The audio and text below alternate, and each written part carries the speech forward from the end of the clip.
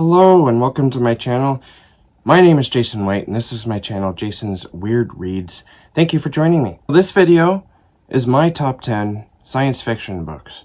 I want to put a call to action out because I'm not as well read in science fiction as I'd like to be, and I want to get back into it. So keep in mind some books for me, please recommend books deep down there in the darkness that you might think I like, books that would fit on a list that I've compiled here. So let's get into it, shall we?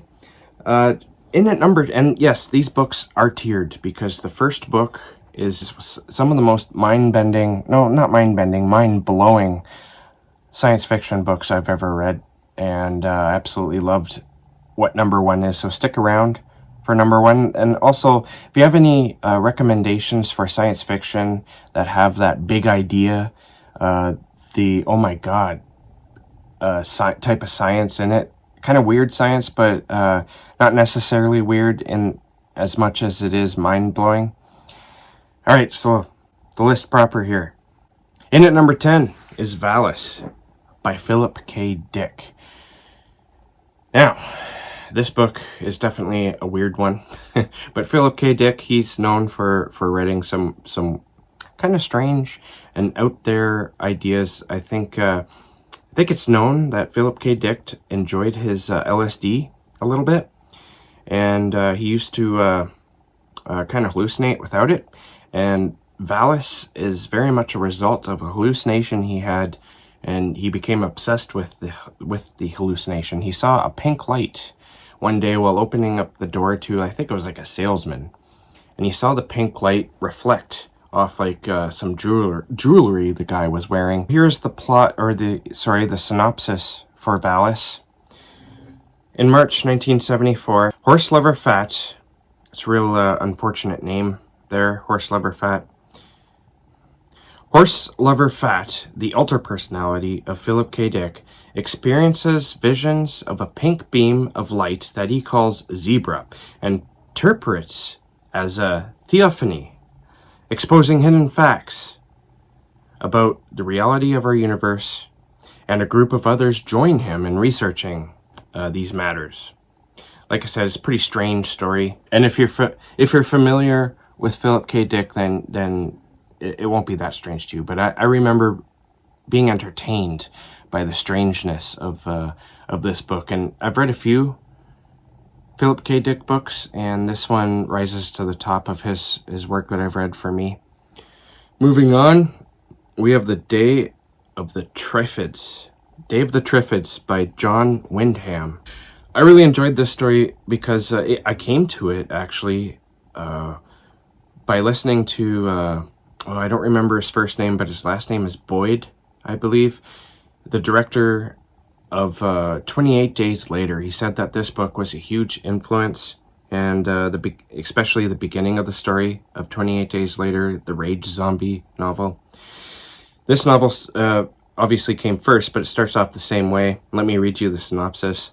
When a freak cosmic event renders most of the Earth population blind, Bill Mason is one of the lucky few to retain his sight. The London Walks is crammed with groups of men and women needing help, some ready to prey on those who can still see. But another menace stalks the blind and sighted alike. With nobody to stop their spread, the Trifids, mobile plants with lethal stingers and carnivorous appetites, seem set to take control. Day of the Trifids is perhaps the most famous catastrophe novel of the 20th century, and its startling imagery of desolate streets and lurching lethal plant life retains the power to haunt today. And yes, you heard right, there are lethal plants, and they walk around. And that's like the most interesting part of this book. And another interesting part of this book is how much of a backseat that storyline takes to the rest of the plot. The plot isn't necessarily about survival, although it is. It's sort of about how all this affects the main characters as they try to survive. Very fascinating book, and I absolutely loved it. In at number 8, I have Rendezvous with Rama. I don't care how Rama is pronounced. I pronounce it Rama, so deal with it. And this is by Arthur C. Clarke. And this one was one of those mind-blowing books because it's basically about a spaceship, an alien spacecraft that comes, and people decide to go and investigate it. Which I don't know if we would do that in real life if some alien spacecraft just kind of came into our area of this universe. But maybe we would. Let's check out the synopsis here. At first, only a few things are known about the celestial object that astronomers dub Rama. It is huge, weighing more than 10 trillion tons, and it's hurtling through the solar system at inconceivable speeds. Then a space probe confirms the unthinkable. Rama is no natural object. It is, incredibly, an interstellar spacecraft. Space explorers and planet-bound scientists alike prepare for mankind's first encounter with an alien intelligence. It will kindle their wildest dreams and fan their darkest fears. No one knows who the Ramans are or why they have come, and now the moment of rendezvous awaits, just behind a Raman airlocked door. So, this book, it does have its flaws. For me, what made this book so good was the exploration of the ideas and what was going on with the whole Rama ship. I absolutely loved that, but I would say the book suffers from pretty weak characters, especially the male character, who has absolutely... He's your typical classic science fiction type of character who's like a scientist. He's smart, and he's good at everything he does, and he's also like a star athlete, and he, like I said, he really has no personality. He's very sexist. Yeah, there's probably no character development either in this book. It's all about the idea, and that's why it's where it is on this list. The idea itself of a spaceship coming into our solar system and us going to explore it is just that sounds both terrifying and wondrous. I would be terrified if that happened, but I would also be wondering exactly what's going on. It's just it's incredible for that alone. Next up at number 7, I have Pandora Star by Peter F. Hamilton. This book it's a brick. It's huge, and I did not continue with the series, mostly because, I think I read it in like 2011 or 12, and my son came soon after that, and I struggle with thick books these days. Yeah, mostly because of my son and my job, but that's neither here nor there. I actually want to reread Pandora Star and then continue on with the, I believe it's a trilogy. This book is also very epic, like holy epic. It's an onion, basically. There's stories within stories in this book. Let me read you the synopsis.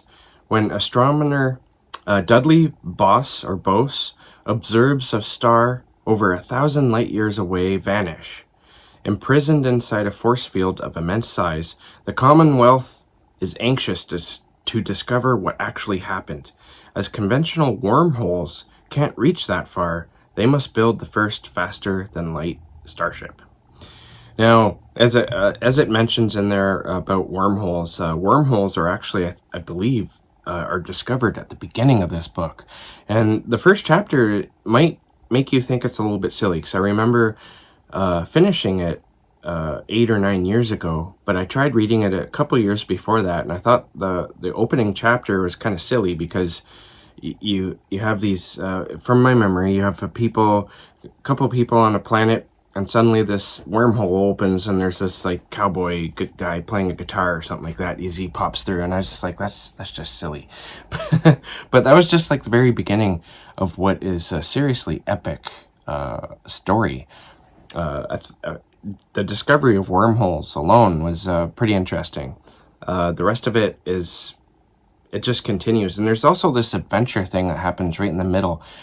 Two characters traveling from one end of a planet to the other end of a planet. I can't remember exactly where they're going or why they're traveling the way they are, but it basically becomes like a travel, like a survival type travel, where they have to find food and they have to find shelter from I believe it was pretty cold nights and days. It's a harrowing journey that they do survive, and it's pretty fascinating. I remember being captivated by the entirety of this novel. If I'm going to finish the trilogy, though, I seriously have to reread the first book, Pandora Star, again, because I don't remember enough of it to continue. All right, in at number 6, I have The Dry Salvages by Caitlin R. Kiernan. This one, you shouldn't be too surprised as it being on the list, because Caitlin R. Kiernan is one of my favorite authors, and she wrote a space book. And it's as Caitlin R. Kiernan tends to write, it's pretty weird. It's weird piece of weird fiction, weird science fiction. Let me read you the synopsis here.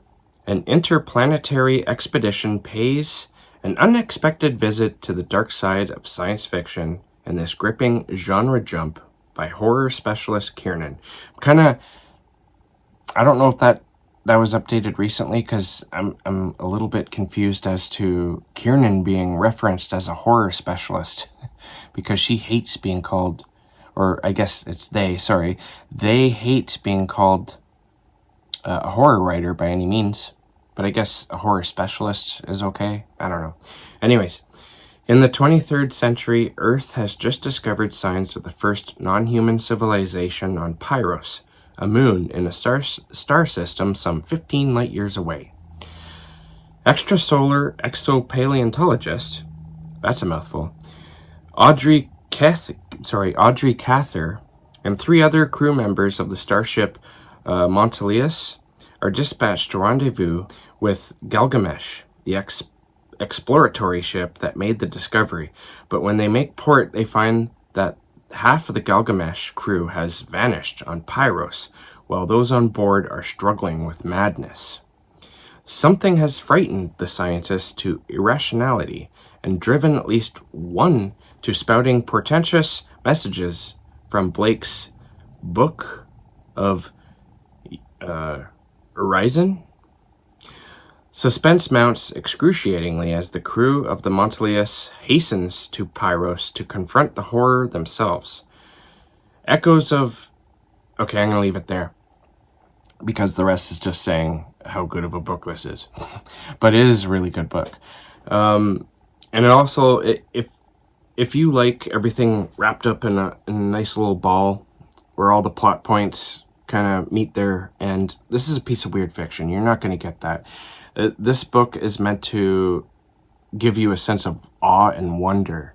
And one thing I also really liked about this book was how I read once a speculation on deep space exploration, and how people being separated from our home planet might have some serious psychological effects because of that separation from our home planet. And Caitlin Kiernan takes that idea and works with it, because I think actually she discusses that specifically in this book, because that's part of the madness that's going on. It's the characters, they've been separated from their home planet for too long, and it's starting to get to them. But the things that are happening on that moon are very strange themselves, and you don't know entirely what's going on.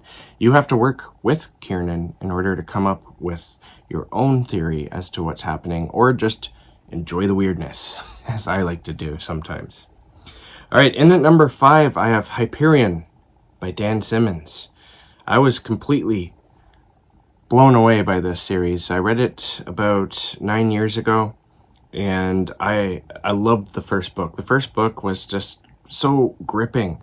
It's told from, like, I think 4 different points of view, and you get their backstories, and so that might deter some people. But I found every character, as we went through their backstory, so they're on a planet. They're on a spaceship, and they're heading towards a planet for a certain reason we'll get into when we read the synopsis, I'm sure. And so while they're traveling, they get to learn about each other, and that's how you get into their backstories. But I found each character very fascinating. It's not something I would go to automatically. If I knew I was getting into that, I might have been like, I don't think so. But reading it, I was just like, wow, this is really good. So let's read the synopsis. On the world called Hyperion, beyond the reach of galactic law, waits a creature called the Shrike. There are those who worship it, there are those who fear it, and there are those who have vowed to destroy it. In the valley of the time tombs, where huge brooding structures move backward through time, the Shrike waits for them all. On the eve of Armageddon, with the entire galaxy at war, seven, so I was wrong about 4, it's 7 pilgrims set forth on a final voyage to Hyperion, seeking the answers to the unsolved riddles of their lives. Each carries a desperate hope and a terrible secret, and one may hold the fate of humanity in his hands. Very fascinating book. It's pretty thick. I think it's like 600-700 pages long. I highly recommend. I recommend all these books. All right, in at number 4 is Revelation Space by Alistair Reynolds. This book is like gothic metal in space. I don't know how to describe it other than that. The most interesting part of this book, I think it may have been one of the first books to have maybe not the first, but to really expand on the idea of an artificial intelligent spaceship. And there's also this disease that melds flesh with metal. And it's very dark. It's like I said, it's like a gothic metal band in space type of space opera book, if that makes any sense. Let me read you the synopsis. 900,000 years ago, something wiped out the Amarantan. For the human colonists now settling the Amarantan homeworld, Resurgam, it's a little more than academic interest, even after the discovery of a long-hidden, almost perfect Amarantan city and a colossal statue of a winged Amarantan. For brilliant but ruthless scientist Dan Sylvestre, it's more than merely intellectual curiosity. He will stop at nothing to get at the truth, even if the truth costs him everything. But the Amarantan were wiped out for a reason, and that danger is closer and greater than even Sylvestre imagines. A lot of these books I want to reread, honestly. I want to continue the Revelation Space books. There's 3 of them. And the 3 main books, it's a trilogy, but the series itself expands beyond that into more like single editions, but it's probably a good idea to read those first 3 books before going into any of the other standalone Revelation Space books. But I haven't read any of them, so I don't know for sure, but I want to read those books, and I really need a refresher on this series. So maybe one day I'll make a thing of it, and maybe I'll get people to read it with me. I don't know. We'll see. In at number 3, I have Leviathan Wakes by James S.A. Corey. This is the first book of the Expanse series. I read this one about 3 years ago, and I'm rereading it now. And both times, I absolutely loved it. One reason why I loved it is because there is a cliche sort of story being told throughout the thread of this, and that is a detective story. I really loved the Miller's timeline in this series. I fell in love with Miller as a character when I first read it. Although it is a bit of a cliche, him being a detective, he has maybe some drinking issues. There's just something about him that's so incredibly charming, that I found anyway. I really enjoyed reading him, but of course this isn't Miller's story. This is Holden and his crew. It's their story. Let me get into the synopsis here. Humanity has colonized the planets. Interstellar travel is still beyond our reach, but the solar system has become a dense network of colonies. But there are tensions. Mineral-rich outer planets resent their dependence on Earth and Mars, and the political and military clout they wield over the belt and beyond. Now, when Captain Jim Holden's ice miner stumbles across a derelict abandoned ship, he uncovers a secret that threatens to throw the entire system into war. Attacked by a stealth ship belonging to the Mars fleet, Holden must find a way to uncover the motives behind the attack, stop a war, and find the truth behind a vast conspiracy that threatens the entire human race. Honestly, like, this is a 9-book series, and I've read 7, so I still have 8 and 9 to go. The 9th was released recently, I believe, like very recently. And so I'm thinking of rereading the entire series, just so that I can finish off those books, because my mind is a little bit cloudy on the later books. But I remember the first 2 books fairly well, because they're my favorite of this series. Those first 2 books really create a sense of awe and wonder that I really enjoy in reading fiction, because there's an alien element in this that wasn't really expanded upon, I guess because it's not really brought up too much until book 2, but there's a weirdness going on with that alien element, and it absolutely blew me away. The books don't ever get bad, in my opinion. There might be a few that aren't so great that I didn't really enjoy as much. The first 2 books, I think, are the strongest, and then it kind of gets worse as it goes. But as I said, I don't know about book 8 and 9, but book 7 was a bit of a letdown for me, and that may be why I stopped. I'm going to leave it at that because I don't want to spoil any of the series, but there is, Alright, so moving on to number 2. I have The Dispossessed by Ursula K. Le Guin. This book blew my mind in a political sense, because living in this capitalist way of life that we live was pretty much... I didn't really experience... I read this book, I think, 20 years ago, and I didn't really experience any other way of living life until I read this book. This book is pretty much... It's not really communist. I think it's more anarchist, and not anarchy in the violent sense.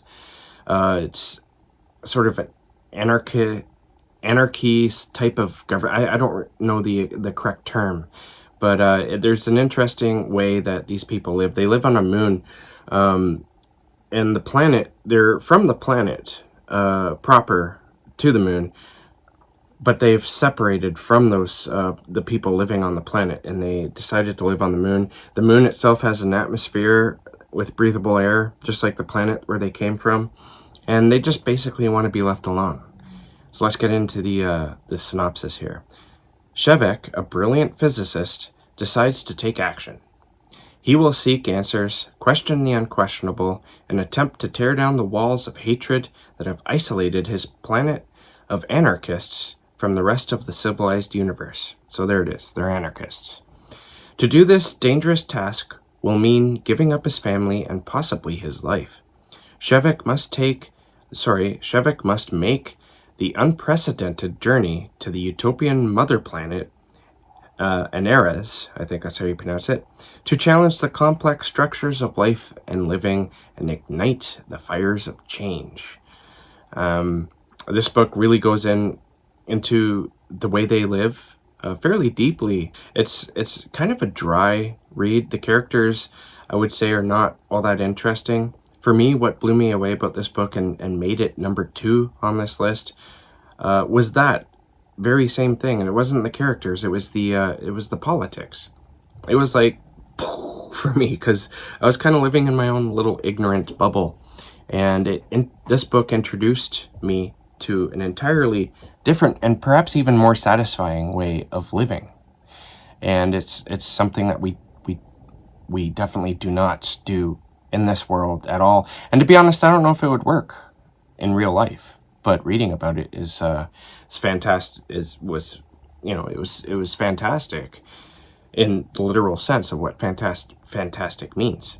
Ursula K. Le Guin, she always has sort of like an approach like this to her books. There's always like a sort of Buddhist mentality, and I really enjoyed reading about her anarchists on The Dispossessed.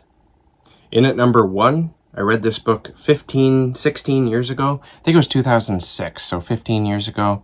I remember I kept running into the paperback version, or the paperback of this, on the newsstands, because back then you used to get a lot of books on newsstands almost everywhere. I remember this being on the grocery store rack, which is no longer there. Hasn't been there for years. But I ran into it in those stacks all the time, and it kept kind of calling to me. So finally I bought it and I read it. And that is Spin by Robert Charles Wilson.